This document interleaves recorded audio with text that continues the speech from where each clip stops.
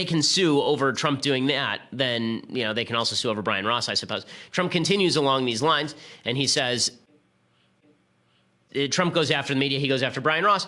Not a shock there. And then finally, he hits the Justice Department. He's still angry at his own Justice Department for not going after Hillary Clinton. And really, he's mad at Jeff Sessions and the Justice Department for not protecting him from what he feels is a witch hunt.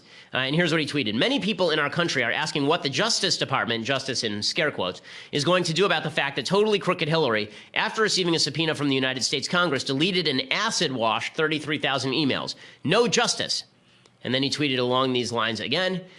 He went after his own DOJ. He says, so General Flynn lies to the FBI. His life is destroyed. Crooked Hillary Clinton on that now famous FBI holiday interrogation with no swearing in and no recording lies many times and nothing happens to her. Rigged system or just a double standard? Again, I don't think he's wrong on all this. I just think that the louder Trump gets, the more it looks as though he has something to hide. And that's a problem for him. The best thing he could do right now is say, listen, the investigation should go forward.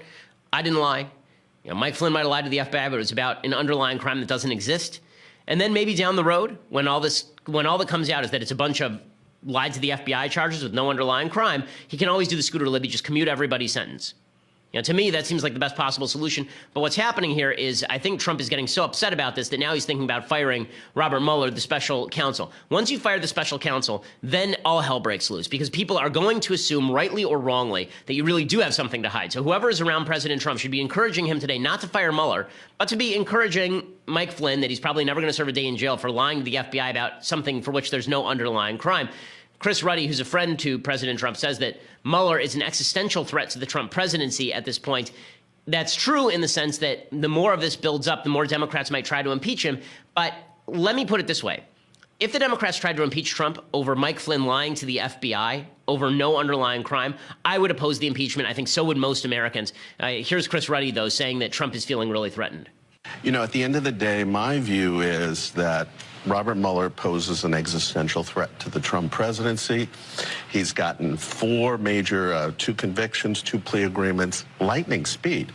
Okay, I don't think that he poses an existential threat to the Trump presidency unless you think that Trump actually has something to hide. If Trump does have something to hide, then it was Trump that posed an existential threat to the Trump presidency, not Mueller. That said, this does not look like this is an apolitical investigation by any stretch of the imagination. It looks like an investigation designed to elicit charges of lie to the FBI that is not designed to elicit actual underlying crimes. We were told this investigation was all about collusion with the Russians.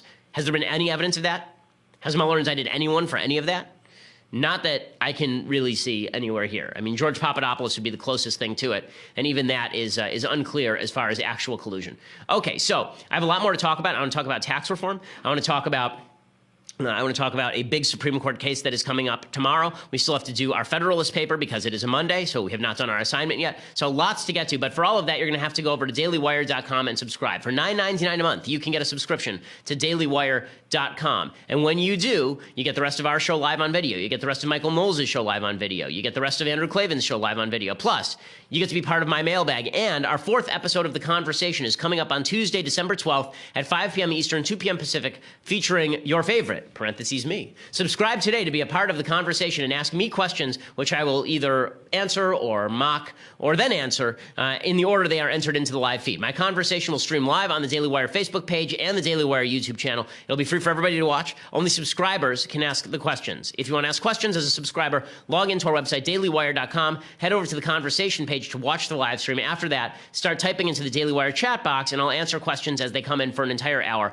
Once again, subscribe to get your questions answered by me, the incomparable Ben Shapiro, on Tuesday, December 12th, 5 p.m. Eastern, 2 p.m. Pacific. Join the conversation. Subscribe now so that you can ask the questions. Also, if you want the annual subscription, you get all those things, and you also get this, the finest in all vessels that hold beverages, the leftist tears, hot or cold tumbler. You'll treasure it every moment for your remaining days on this earth. It is just spectacular.